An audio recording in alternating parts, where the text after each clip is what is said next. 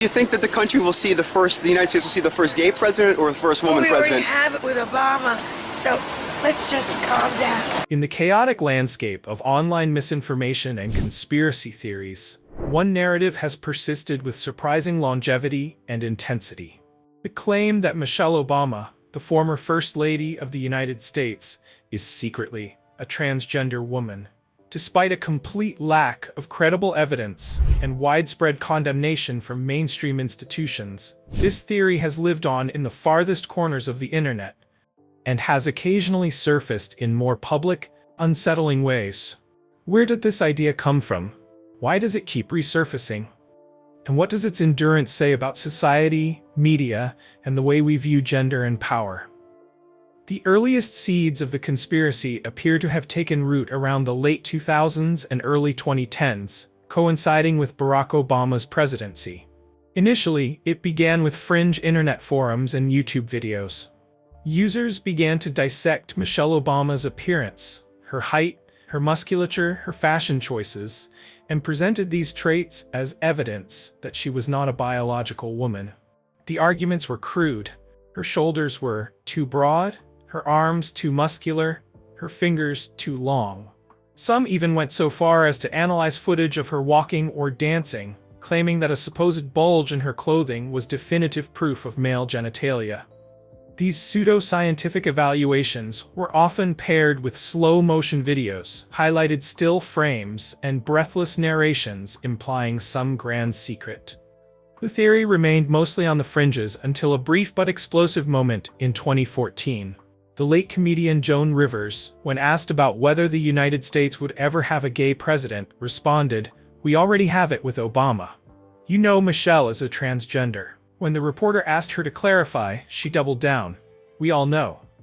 For Rivers, this may have been nothing more than an edgy joke, consistent with her notoriously provocative humor. But in conspiracy circles, her comments were taken as confirmation from an insider. Just weeks later, Rivers died following complications during a routine medical procedure. That timing, completely coincidental by all available accounts, only poured fuel on the fire. Conspiracists claim that Rivers was silenced for revealing the truth. This moment remains one of the most cited proof points in the conspiracy narrative. Fast forward nearly a decade, and the theory was unexpectedly reignited by Elon Musk, the father of tech billionaire Elon Musk. In a widely circulated video, Errol claimed with deadpan seriousness that Obama is a queer married to a man who dresses as a woman. When asked to explain, he offered vague references to supposed documents, videos, and obvious evidence, but admitted he hadn't seen anything firsthand. "You just have to do your own research," he said, a familiar refrain among conspiracy theorists.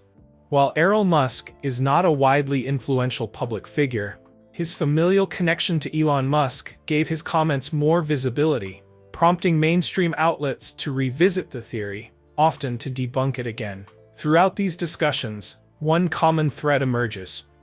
The evidence offered is always circumstantial, deeply rooted in stereotypes, and often steeped in misogyny and transphobia. The idea that a tall, fit woman with defined muscles or angular facial features might not be truly female reflects outdated and harmful notions about what women are supposed to look like. It also taps into cultural discomfort around gender identity. The theory plays on the public's limited understanding of transgender people and exploits societal anxiety about the idea that gender can be more fluid than binary. Conspiracy theorists have also zeroed in on Barack Obama's occasional slip of the tongue, once referring to Michelle as Michael during a speech, which was quickly corrected.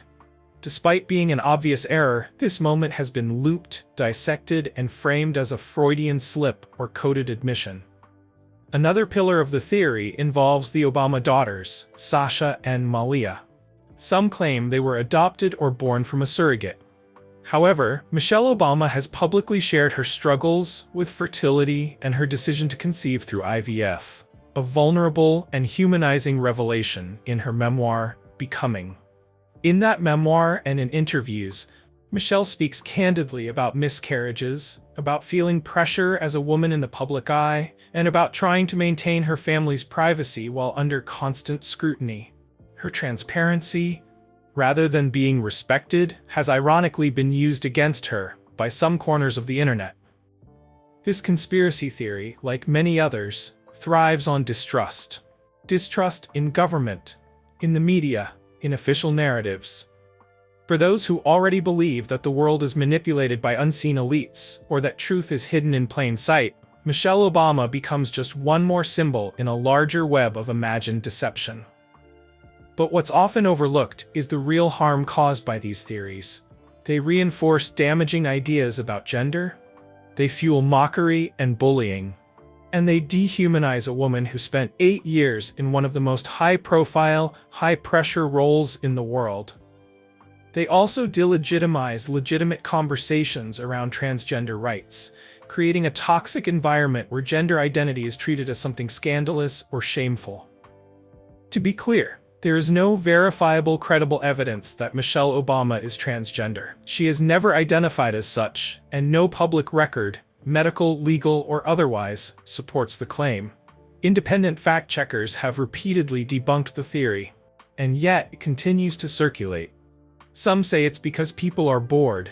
Others say it's a symptom of deeper cultural unease about race, gender, and the changing face of American identity. Michelle Obama, as a tall, strong, accomplished black woman, challenges some people's subconscious expectations of what femininity and first ladyhood should look like.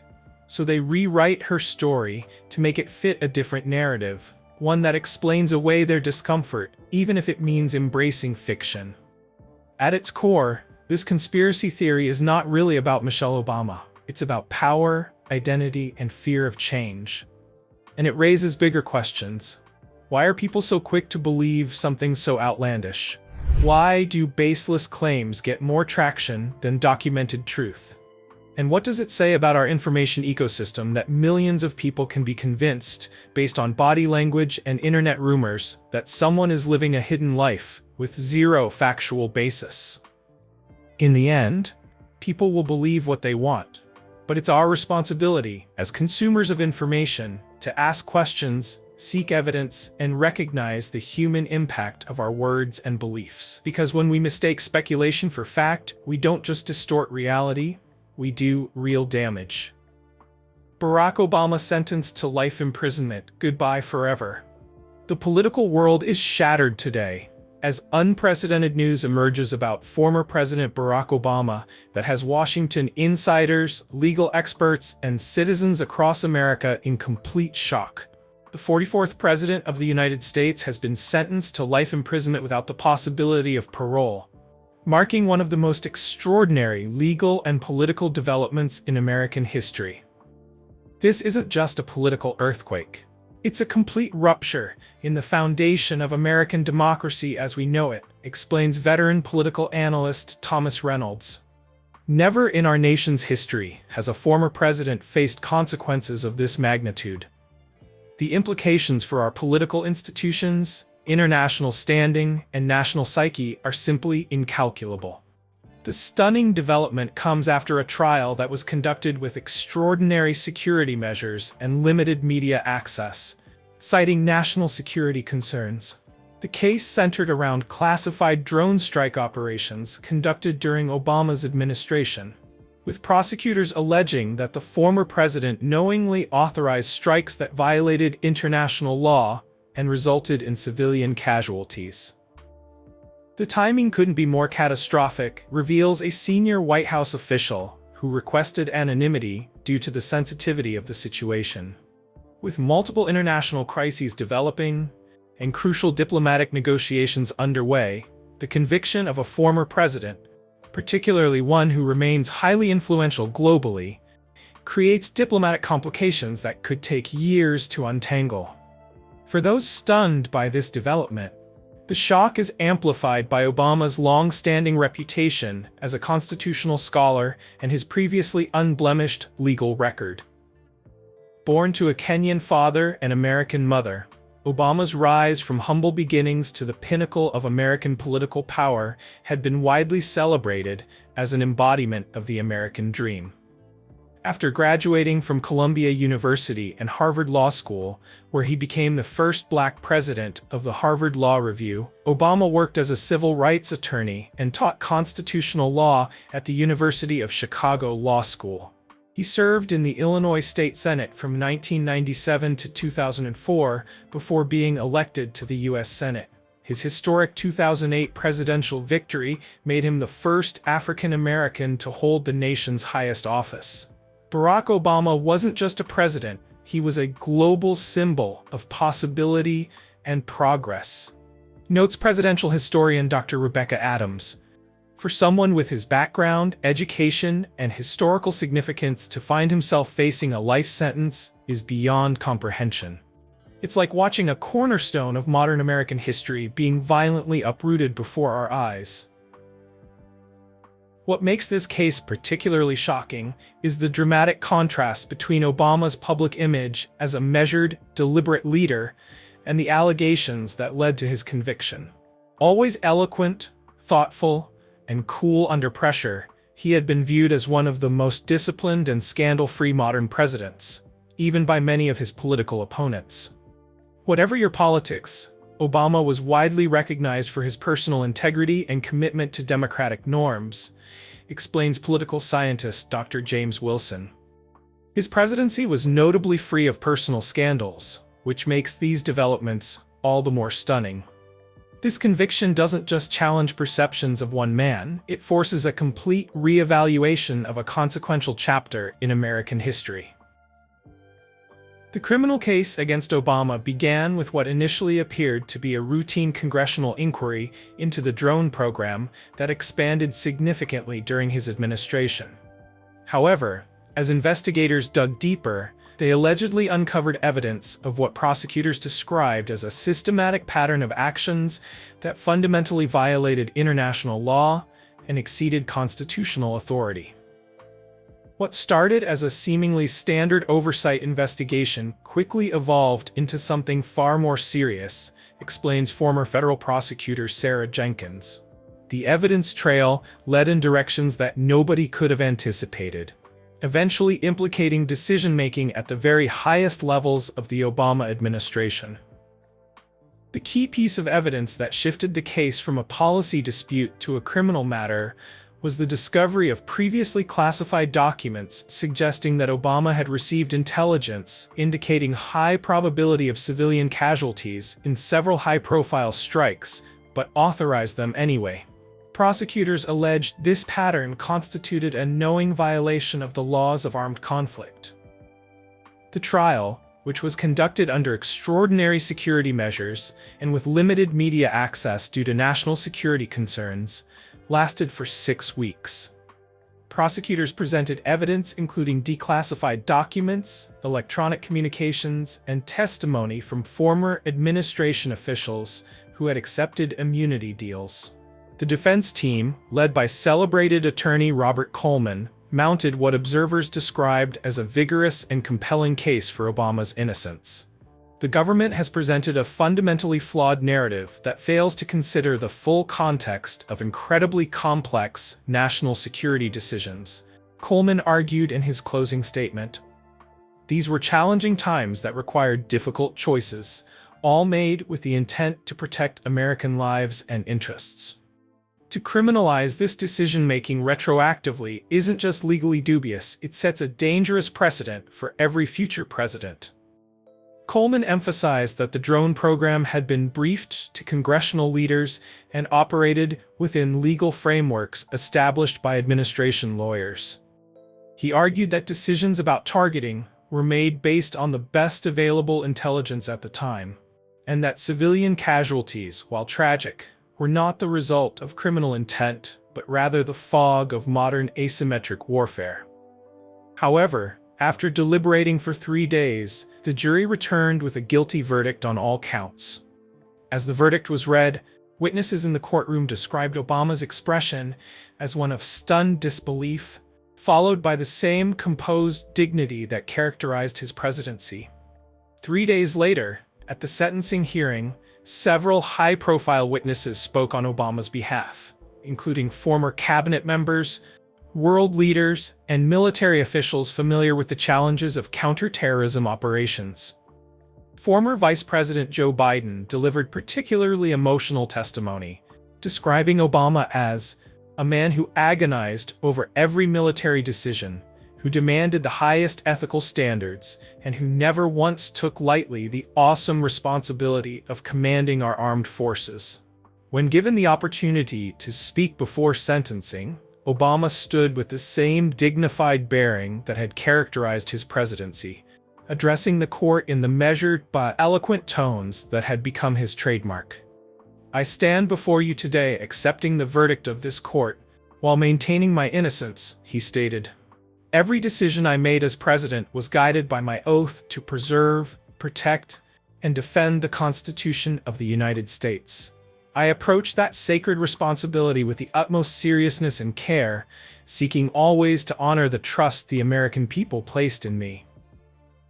Obama spoke of the impossible choices that presidents often face, where no option is perfect, and all involve weighing competing interests and risks. "The presidency is not an academic exercise," he noted. "It demands real-world decisions with imperfect information under extreme pressure. While I respect our justice system, I believe history will render a different judgment on the actions for which I now stand convicted." He expressed deep regret for any civilian casualties that occurred during his presidency, calling them the heaviest burden any commander-in-chief must bear. But he maintained that all operations were conducted with the intent to minimize such losses, and in accordance with what his administration understood to be legal parameters. He concluded with a message of hope that reflected the optimistic tone of his political career. "Whatever happens today, my faith in America remains unshaken.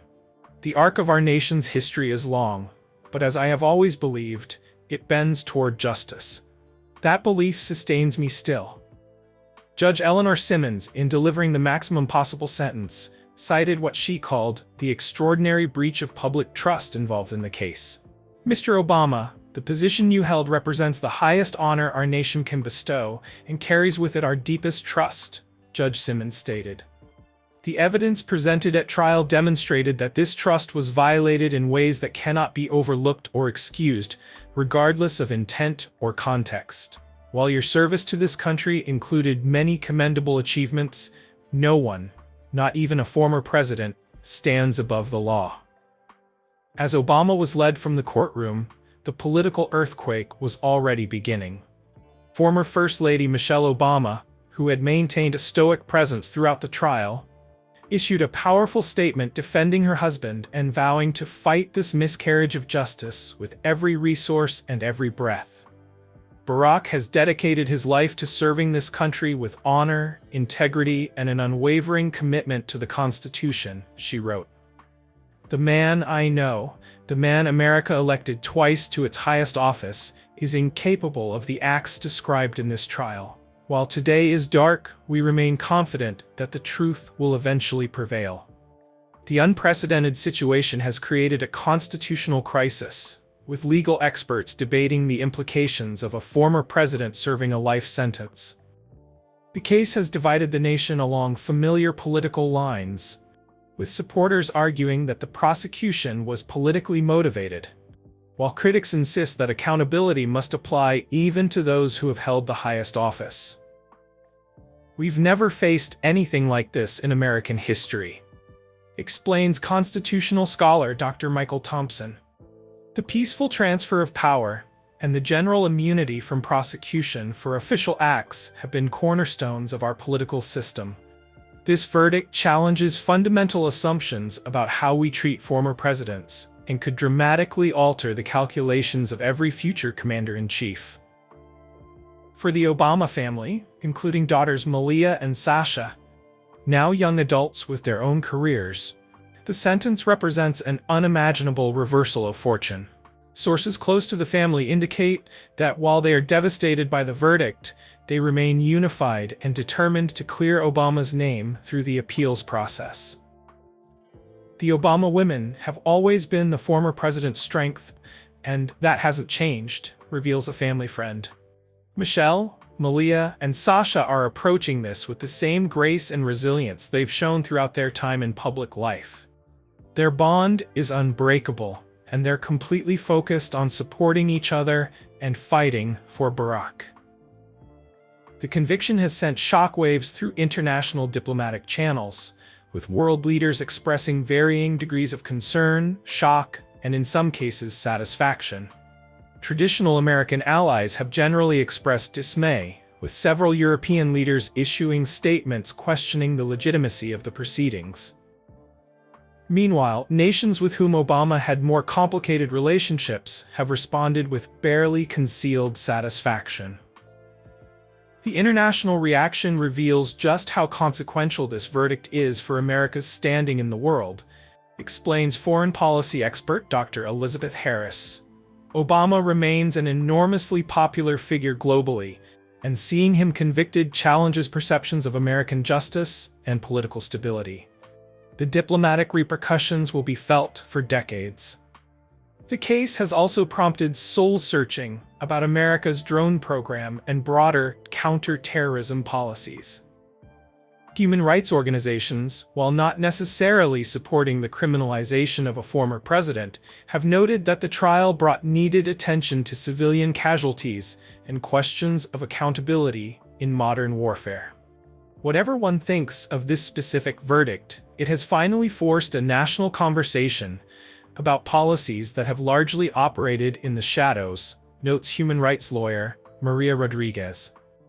The question now is whether this will lead to meaningful reform or simply political polarization. Tech billionaire Elon Musk has unexpectedly entered the fray, suggesting on his social media platform that the prosecution may have relied on flawed analysis of intelligence materials. Having worked with many of these systems, I have serious questions about the technological evidence presented in this case, Musk wrote, offering to assemble a team of experts to independently review the technical aspects of the prosecution's case. Legal experts note that while the appeal process will begin immediately, Obama's legal team faces significant hurdles in overturning the conviction. Appeals in federal cases have a relatively low success rate, particularly when the evidence was as substantial as prosecutors presented here, explains legal analyst James Wilson. The defense will likely focus on procedural issues, potential juror bias, and questions about the admissibility of certain evidence, but it's an uphill battle.